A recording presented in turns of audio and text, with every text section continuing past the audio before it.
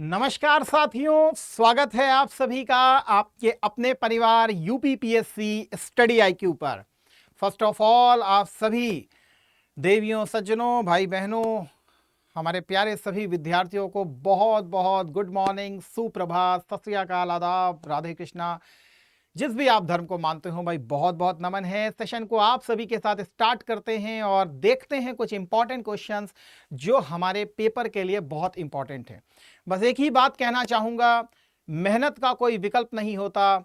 Hard work जितना आप करेंगे वहीं से स्मार्ट वर्क का जन्म होगा। इसीलिए हार्ड वर्क करते रहिए, क्योंकि मंजिल एक दिन में नहीं मिलती है, एक दिन अवश्य मिल जाती है, लेकिन उसमें आपका डेडिकेशन, आपका जिजीविषा सतत रूप से चलती रहनी चाहिए। चलिए स्टार्ट करते हैं आप सभी के साथ आज के सेशन को। और इसकी जो भी पीडीएफ है वो मैं आपको शेयर कर देता हूं। आप सभी बहुत अच्छे से जानते हैं कहां पर, तो अपने टेलीग्राम चैनल पर मैं आपको शेयर करता हूं। आप सभी से बहुत विनम्र निवेदन है, अवश्य ज्वाइन कीजिए। मैं आपके साथ स्पेशली पूरे हिस्ट्री के मेंस के पेपर को डील करता हूं, इसके अलावा पेपर 5 के सेक्शन को पूरा डील करता हूं और इंटरनल सिक्योरिटी के पूरे सेक्शन को डील करता हूं मुख्य परीक्षा के हिसाब से। तो इसलिए भी बहुत सारा कंटेंट मैं यहाँ पे आपसे शेयर करता हूं, तो आप अवश्य ज्वाइन करें।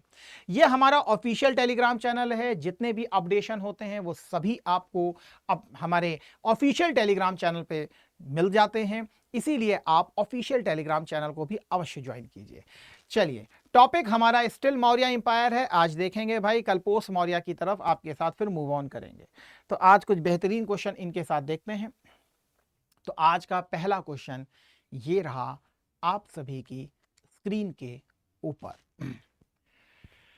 According to Megasthenes Indica, which of the following statements is are correct.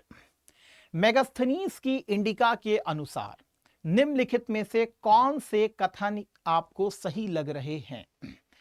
पहला, Megasthenes served as the ambassador in the court of Bindusara Maurya. Second, it states that there was no slavery in India.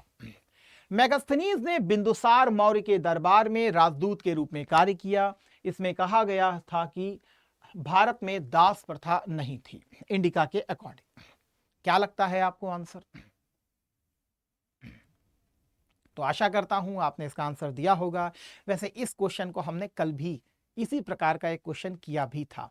तो फिर second वाला तो आपको बहुत अच्छे से ही पता है कि भाई सर सेकंड वाला जो है ये बात सही है कि इसके अकॉर्डिंग भारत में तो दास प्रथा थी ही नहीं, जबकि कौटिल्य जो है हमें भृत्य, सेवक, इन सब के नामों की चर्चा भी करता है। वह नारद स्मृति में भी हमारे क्या कहते हैं दासों की चर्चा आई है, कृत दास, ये सब नाम दिए भी गए हैं। लेकिन यहां पर यह आपको मालूम है कि मेगास्थनीज बिंदुसार के दरबार में नहीं बल्कि चंद्रगुप्त मौर्य के दरबार में आया था। ठीक है, तो दैट्स वाई पहला वाला इसमें गलत हो जाएगा और दूसरा वाला आपका सही हो जाएगा। States there was no slavery, ये बात बिल्कुल सही है। मेगास्थनीज बिंदुसारा के दरबार में नहीं है। बिंदुसारा के दरबार में आपको डाइमेकस आता हुआ दिखाई दे रहा था ना, डायोनीसियस और डाइमेकस, ये वाले नाम आपको सुनने के लिए मिलते हैं, जो कि हेराक्लीस भगवान कृष्ण को भी कहता है और डायोनीसियस भगवान शिव को कहता है ना। तो आपको मालूम होगा इवन सीरिया से एक आया भी था डाइमेकस, उसके लिए क्या क्या लेके आया था, मीठी मदिरा लेके आया था, अंजीर लेकर के आया था और साथ में एक सोफिस्ट की मांग की गई थी, लेकिन वहां पर मना कर दिया गया था कि हमारे यहाँ दार्शनिकों का नहीं विक्रय होता है, नहीं भेजा जाता है। चलिए नेक्स्ट क्वेश्चन को जरा सोचिएगा।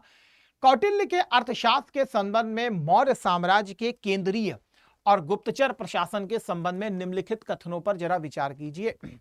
लिखा है, the Sannidhata was responsible for collection of revenue from various part of the empire, while the Samaharta was the chief custodian of the state treasury and store house. सन्निधाता साम्राज्य के विभिन्न हिस्सों से राजस्व एकत्र करने के लिए जिम्मेदार था, जबकि समाहर्ता राज्य की कोष और अन्नागारों का मुख्य संरक्षक था। ठीक है, स्टोर हाउस का मतलब होता है जहां पर भंडार गृह होता है, भंडारागार को समझिएगा। ठीक, लिखा था espionage system utilise sanstha stationary spies operating from structured elements and sanchari wandering secret agents. गुप्तचर प्रणाली में संस्था और संचारा का उपयोग किया जाता था। तो क्या लगता है, what will be the answer? अच्छा क्वेश्चन, थोड़ा सा बड़ा बनाया लेकिन है बड़ा इजी। आई होप सो अब आपने आंसर दे दिया होगा। अरे भाई, सन्निधाता और समाहर्ता, समाहर्ता सब कुछ हर ले हर ले हर ले, तू भी ला भाई, तू भी ला भाई, तू भी ला, हर ले हर ले हर ले। उसने हर लिया आपका पैसा, वो हो गया समाहर्ता। That is a collection of money, that was a part of समाहर्ता, हर लिया। सन्निधाता, धर दे धर दे धर दे धर दे, सब कुछ यहीं पर धर दे, खजांची आदमी है, धर दे सब कुछ यहीं पर। तो ये हर के इसके पास धर देता था। ये था चीफ कस्टोडियन, जिसे आप ट्रेजरी ऑफिसर के रूप में जानते हैं। समाहर्ता जो है ये कलेक्शन करता था मनी का। ठीक है, तो ये उल्टा लिखा था, इसीलिए आपको पहला वाला आंसर आपका गलत होता है, सेकंड वाला सही है।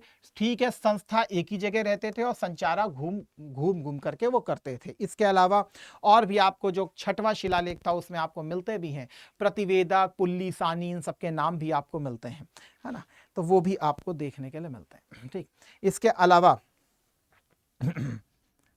ठीक है, तो इसका मतलब आंसर कौन सा सही हो जाएगा? तो मेरे भाई दूसरा वाला आंसर जो है आपका सही हो जाएगा। तो समझ गए, तो दूसरा वाला सही है, पहला वाला गलत है। यहां पे सही पूछ रहा था आपसे।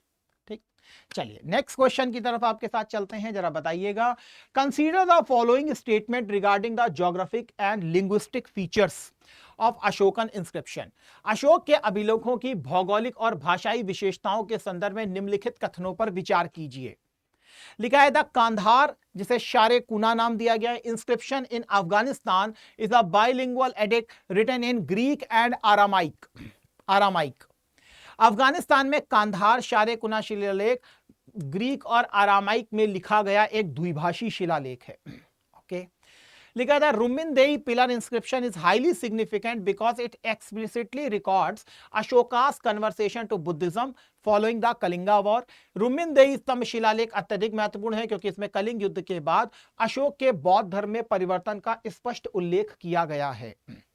तो मेरे भाइयों और बहनों बताइए, मेरे भाइयों और बहनों बताओ, कौन सा सही आंसर आपको लग रहा है? मेरे भाइयों और बहनों बताइए। तो केवल एक, केवल दो, एक और दो, ना तो एक ना ही दो, तो क्या लगता है? चलिए, आशा करता हूं कि आपने इसका आंसर दे दिया होगा। अब हम इसके आंसर की तरफ आपके साथ चलते हैं। देखिए, यह बात तो बिल्कुल सही है कि अफगानिस्तान में जो कांधार से हमको एक शिलालेख मिला है, और आपको भी मालूम है कि यहाँ पर ग्रीक और आरामाइक लिपि को यूज किया जाता था क्योंकि यहाँ की पॉपुलेशन रहने वाली अलग हुआ करती थी। दैट्स वाई इनको संबोधित करने के लिए भी दूसरी लिपियों का यूज किया गया है। तो ये बात बिल्कुल सही है, ये आपका स्टेटमेंट सही है। जब हम दूसरे में आते हैं, रुमिनदेई पिलर इंस्क्रिप्शन, तो इसमें लिखा हुआ है कि यह कलिंगा वॉर के बाद अशोका के बुद्धिज्म में कन्वर्ट होने की बात करता है। देखिए, ऐसा जो कलिंगा वॉर और का जो जिक्र आया है वो आपको मालूम है, जो 14वां शिलालेख जो था इसका, उसमें स्पेशली मेंशन किया गया है कलिंगा वॉर के बारे में, और उसमें बताया गया है कि उसके बाद ही क्या कहते हैं, अशोका जो है उसने अपने बुद्धिज्म की तरफ अपने झुकाव को दिखाया था। तो ये 14 इंस्क्रिप्शन में ये चीज मेंशन की गई है। ये चीज आपके रुमिनदेई इंस्क्रिप्शन में मेंशन नहीं की गई है, बल्कि रुमिनदेई इंस्क्रिप्शन में बुद्ध का जो जन्म हुआ है लुम्बिनी में, इसके बारे में मेंशन किया गया है। और ये भी बताया गया कि Ashoka himself visited Lumbini at after the coronation of the 20th year. तो लगभग 20वें साल जो है वो अपने पदारोहण के लुम्बिनी की यात्रा करता है, लुम्बिनी की यात्रा करता है, और जो भगवान बुद्ध है उनके प्रति अपनी जो रिस्पेक्ट है उसको रिप्रेजेंट करता है।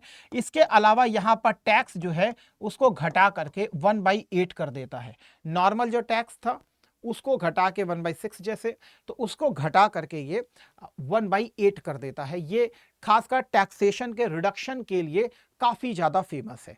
तो रुमिनदेई इंस्क्रिप्शन उससे संबंधित है। तो यहां पर ये वाला ऑप्शन आपका गलत हो जाएगा, इसके अलावा ये वाला ऑप्शन आपका सही हो जाएगा। तो दैट्स वाई दूसरा क्या पूछ रहा था इसमें कौन सा सही है, तो फिर केवल ए वाला आपका सही हो जाएगा, बी जो है वो आपका यहां पर गलत हो जाएगा। ठीक है, ठीक है ना, हाँ ठीक है। चलिए नेक्स्ट क्वेश्चन की तरफ आपके साथ चलते हैं। यहां पर देखिए एक और है, consider the following statement with reference to the Mauryan administration. Maurya प्रशासन के संदर्भ में निम्नलिखित कथनों पर जरा विचार करें। ठीक है, लिखा है न्याय प्रशासन के लिए धम्म महामात्रों की नियुक्ति की गई थी। दूसरा लिखा है पड़ोसी देशों के साथ आर्थिक संबंध बनाए रखने के लिए राजकों की नियुक्ति की गई थी। क्या लगता है, क्या लगता है आंसर? चलिए आशा करते हैं आंसर आपने बहुत अच्छे से दे दिया होगा। तो देखिए यहां पर लिखा है धम्म महामात्रा। पहली बात तो यह है कि ये एक एथिकल ऑफिसर हुआ करते थे, एथिकल ऑफिसर हुआ करते थे, और इन एथिकल ऑफिसर को जो 5वां शिलालेख है उसमें हमको इनके बारे में जानकारी प्राप्त होती है। तो ये एज अ न्याय प्रशासन के लिए अपॉइंटेड नहीं हुए थे। ठीक है, दूसरा लिखा है Rajuk, Rajuk were appointed to maintain economic and ties with neighbouring countries. देखिए राजुकों का उल्लेख भी तीसरे शिलालेख में आपको देखने के लिए मिलता है, जिसमें युक्त, राजुक और प्रादेशिकों की चर्चा है। युक्त राजुक को आप समझिए तो आज के डिस्ट्रिक्ट मैजिस्ट्रेट की ये ताकत रखते थे। न्याय प्रशासन, लॉ एंड ऑर्डर को मेंटेन करना राजुकों का भी काम हुआ करता था। लेकिन यहां पर नेबरिंग कंट्रीज जो है उनके साथ रिलेशन के रूप में इसका रोल नहीं हुआ करता था। ठीक है ना, तो राजुक का ये रोल नहीं हुआ करता था। जिला स्तर का ये अधिकारी हुआ करता था, प्रादेशिक मंडल लेवल का अधिकारी हुआ करता था। ठीक है, तो लिखा है कौन से करेक्ट है, तो फिर आप मेरे भाई आंसर क्या हो जाएगा, डी ही होगा। नदर 1 नॉट 2, ना ही एक आपको करेक्ट दिख रहा है, ना ही आपको फिर 2 करेक्ट दिख रहा है। ठीक है, तो सही है, कथनों पर विचार करें। ठीक है, न्याय प्रशासन, पड़ोसी देश। ठीक है, नेक्स्ट क्वेश्चन। इसको बस केवल ऑथर और यहां पर किताबें दी गई हैं, आपको बस ऑथर और किताबों को मेरे भाई जोड़ना है। यहां पर लिखा है match list 1 and this one is the list 2। ठीक है, ऑथर 1 में अश्वाघोष, वात्स्यायन, हाला एंड नागसेना। ठीक है, यहां पर किताबें दी गई है कामसूत्रा, गाथा सप्तशती, मिलिंद पान्हो एंड द बुद्ध चरिता। यहां पर आपको यह बताना है और आंसर को जोड़ना है कोड में। ABCD आपको दिया गया है, तो क्या होना चाहिए आंसर?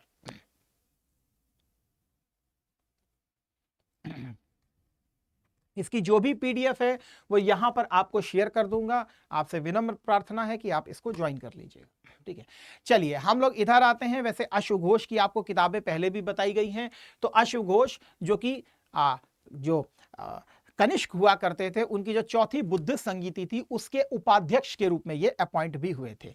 तो अश्वघोष की बुद्ध चरिता भी है, सौंदरानंद भी है और सारीपुत्र प्रकरण भी है। तो 3 किताबें याद रखिए, बुद्ध चरित्र भी है, सारीपुत्र प्रकरण भी है और सौंदरानंद भी है। ठीक है, वात्स्यायन की कामसूत्रा आपको देखने के लिए मिलेगी, और जो खजुराहो के आप टेम्पल्स देखते हैं जिसमें इरोटिक सीन्स यूज किए गए हैं, एक्चुअल में that were basically inspired from the Vatsyayan Kamasutra. तो वो वहीं से इंस्पायर किए गए हैं।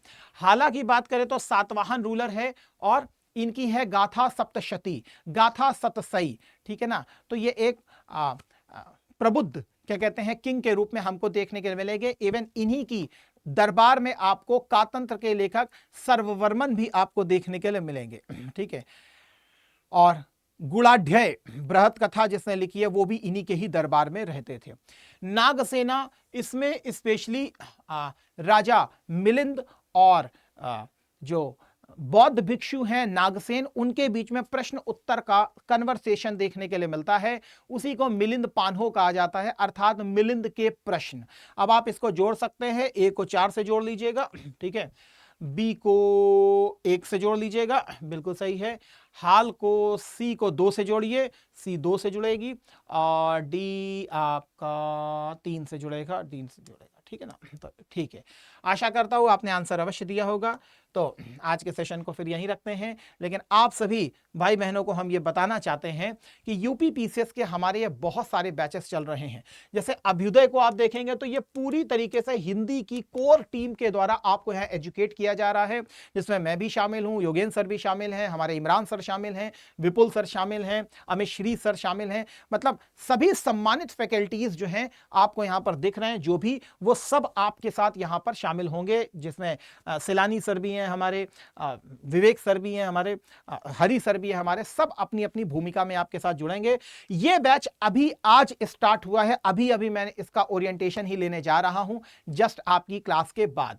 ये हमारा इंग्लिश बैच है, बाइलिंगुअल है, आरंभ बैच है, प्रॉपर डेडिकेशन के साथ 6 दिसंबर मिशन मोड में हम एक्टिव होकर के इसकी तैयारी कर रहे हैं। 2027 वाले भी भाई बहन हमारे साथ यहां पर जुड़ सकते हैं। इसके अलावा और भी हैं, अगर आप केवल प्रीलिम्स का लेना चाहते हैं कोर्स तो ये है, आरओ का लेना चाहते हैं तो ये है, आलेखन को लेना चाहते हैं तो ये है, ये अलग से भी आपको मिल जाएंगे। लेकिन ये पूरा इंटीग्रेटेड बैच है, जब भी लीजिए प्लैटिनम लीजिए, क्योंकि प्लैटिनम में आपको ये सारे बैचेस मिल जाते हैं, चाहे प्रीलिम्स हो चाहे आलेखन हो, ये ऑलरेडी दोनों शामिल होते हैं प्लैटिनम में। किसी भी बैच को आपको परचेस करना हो तो कुछ नहीं करना है, सीधे सीधे आपको यहां पर एक नंबर दिया जा रहा है 9289996923 पर, आप डायरेक्ट इस पर कॉल कीजिए, मेरा नाम बताइए, सुमित सर ने बोला है बैच के लिए, तो आपको अपडेटेड बैच दिया जाएगा। जितना भी लेटेस्ट अपडेशन होता है वो दिया जाता है। जब भी आप टीचर का नाम बताते हैं तो हमारी तरफ से निर्देश होता है कि जो हमारा नाम लेगा आप उसको अपडेटेड बैच ही देंगे, वर्जन अपडेशन के साथ ही दिया जाएगा। ऐसा नहीं होगा कि कोई पुरानी चीजें उसमें स्किप की जाए या मिस की जाए, तो ऐसा कुछ भी नहीं होता है इसके कारण।